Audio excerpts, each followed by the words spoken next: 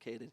You have to be able to read the game. You cannot be like an NBA coach or NFL where timeout, let's drop a play, it's all set, everyone knows where everyone's at. Soccer is just fluid. And I'll say this. I know that I don't know that I don't know that I don't know. I'm always wrong. I'm just trying to be less wrong, So I try to say as little as possible because I know I'm wrong. I might be more right than some others at the time, but you got to be very careful, especially in soccer. It's just so fluid, and I think that's why I'm here today. I mean, because I know you're going to be working on technique. Because if you work on the technical aspect, they'll be able to solve all problems. Absolutely. Well, let's touch on a couple points that you just made.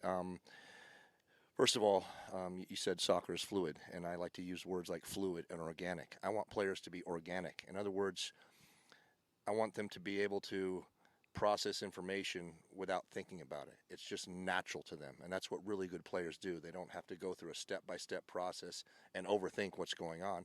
It's just a natural, organic reaction to the way that they behave with the ball. They control the ball. Soccer is a player's game, not a coach's game. A lot of other sports are coach-centric, while ours is player-centric. And as you said, if I start yelling at you and you stop and listen to me, the play's 30 yards down the field, and there's no way you can catch up and affect the play. So a lot of the decisions, or most, in fact, if not all, the great decisions are made as the game is flowing, and the players have to make them.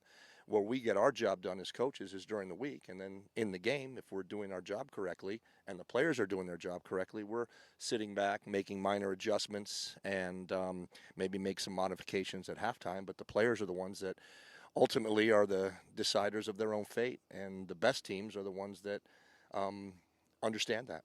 Yeah, and I think there's a lot of confusion with parents when they see a coach just sitting there and evaluating. They're like, they're not coaching. No, they're coaching. Trust me, they're coaching.